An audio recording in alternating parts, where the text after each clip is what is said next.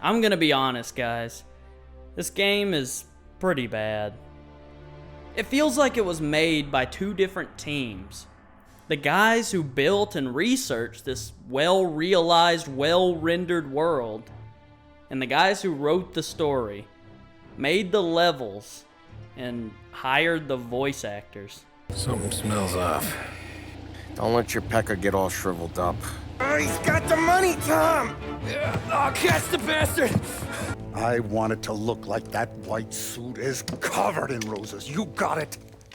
When I say that I had 1,000 times more fun driving to the missions rather than playing them, I mean it. I'm not saying that the missions are so bad that sitting in traffic is more fun than doing them. I'm saying that these are two different games altogether. One moment, you're obeying the strict traffic laws of this beautiful, realistic city, trying not to get distracted by the radio, blaring the latest news bulletins, or the flashy advertisements dotting the skyline. And the next, you're cutting through swaths of characterless mooks with a Tommy gun to advance a cookie-cutter story you have no investment in. That's why I decided that Mafia Definitive Edition would be the first subject for my Historicity Behind series. Because, by the definition of that word, I can cover the things that were inspired by history and don't have to waste my time with the rest. Instead, we can talk solely about the setting, Prohibition, the Great Depression, and the rise of the American Mafia.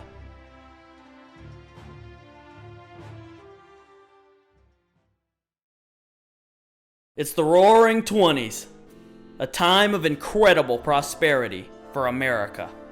Following the First World War, the nations of Europe were left destitute, making the USA the world's foremost superpower.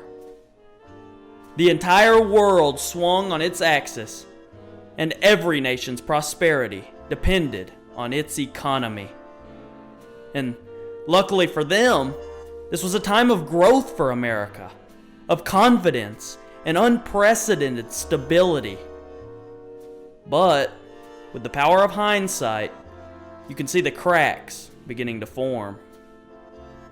You see, some men weren't content with the idea of only making a comfortable living off America's rising economy.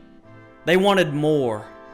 And with countless common folk trying their hand at the stock market, they looked to them with predatory eyes.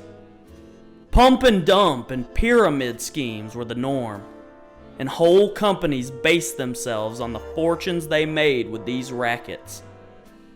Let me put it this way. In those days, with every one honest stock company, there were a dozen Stratton Oakmonts, feeding off the confidence of the public. But that confidence was warranted. Men were making good money at work, and if they ever wanted for something, they could just buy it on loan.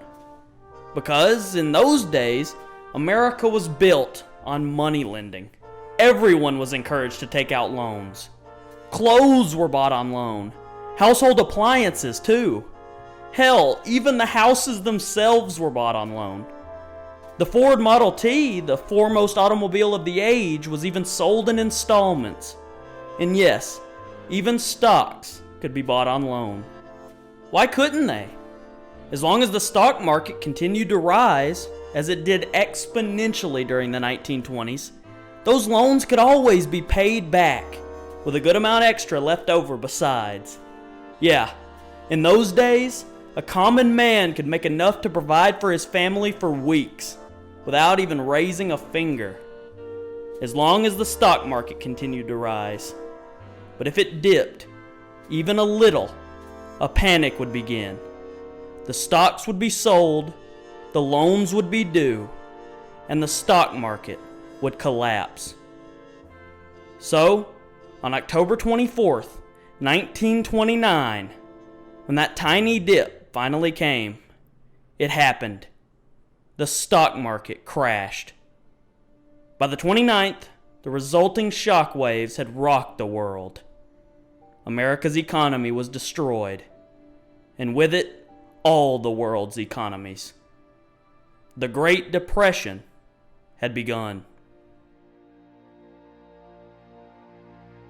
By 1930, when the game begins, desperation has already set in. In order to pay off their loans or just feed their families, many have resorted to selling things to get by. They sold their shops, their cars, their household appliances, and in many cases, even their homes. Homeless and jobless, these men, if they weren't out riding the rails looking for work, amassed in great shanty towns they named Hoovervilles, after the president they believed was doing nothing to help them. And the game does a pretty good job at showing this, as well as transporting you to the era. In Holbrook Park, there's a Hooverville. The city's atmosphere is authentic to the times. The cars, for the most part, except for the turn signals, which wouldn't be common until the 50s, are historically accurate.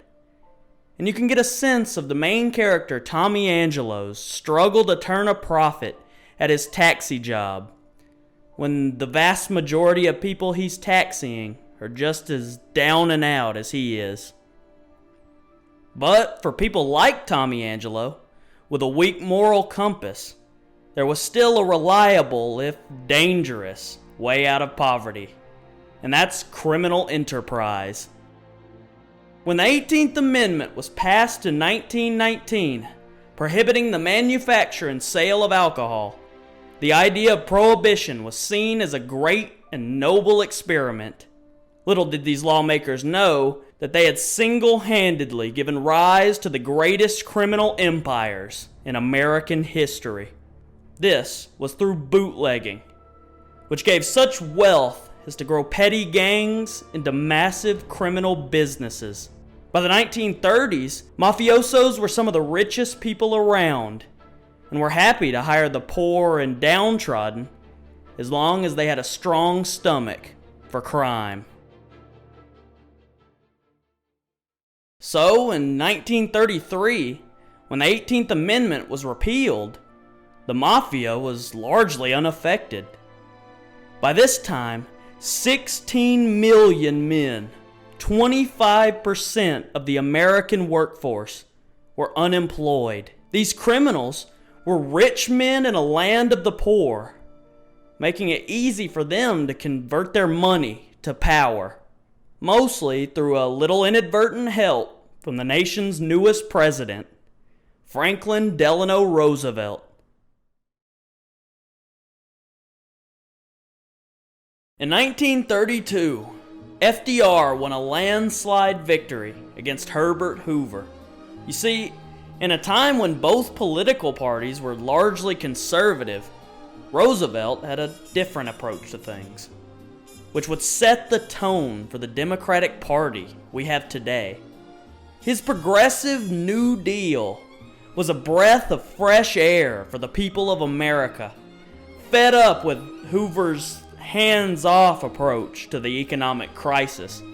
As well as that, he was incredibly charismatic, exuding an aura of happy optimism, which stood in direct contrast to Hoover's stone-faced pessimism. Even after he won the presidency, FDR constantly made public appearances and roused the people with his speeches.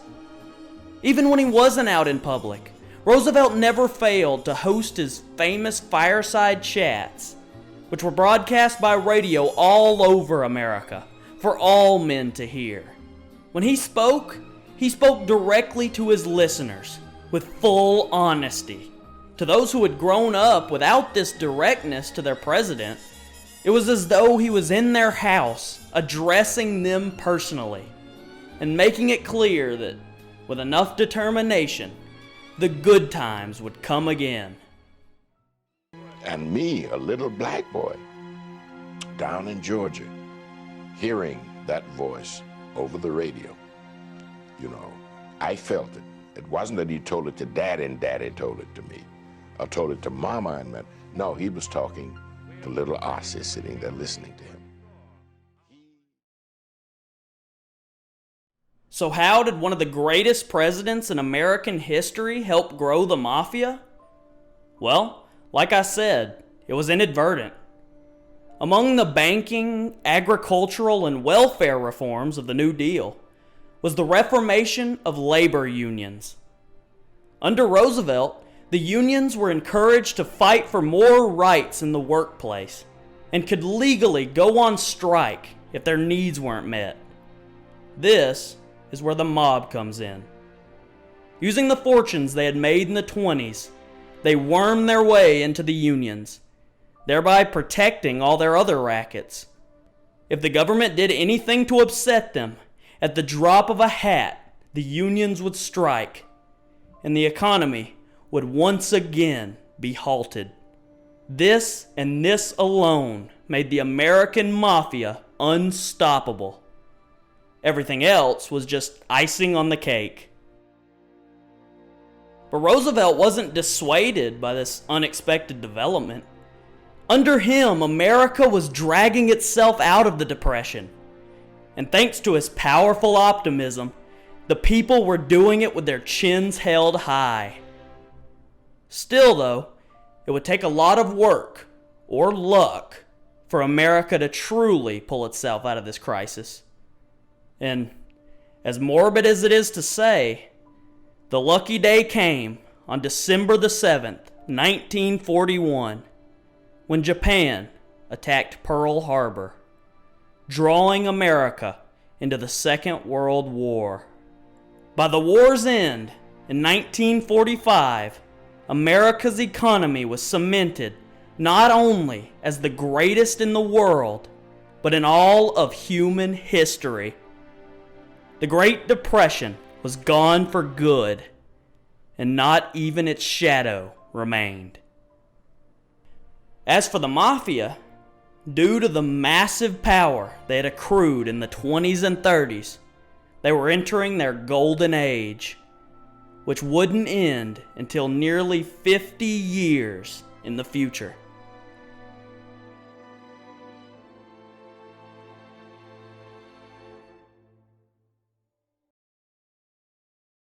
Hey everyone, hope you enjoyed the video. If you did, be sure to hit the like and subscribe buttons, and hit the bell to be notified of my next video. This is just a little stop off before my Call of Duty Black Ops video, which should be out before the release of Cold War. See you then. He was a famous trumpet man from out Chicago way. He had a boogie style that no one else could play. He was the top man at his craft. But then his number came up and he was gone with the draft. He's in the army now, a blowin' reveille. He's the boogie woogie bugle boy of Company B.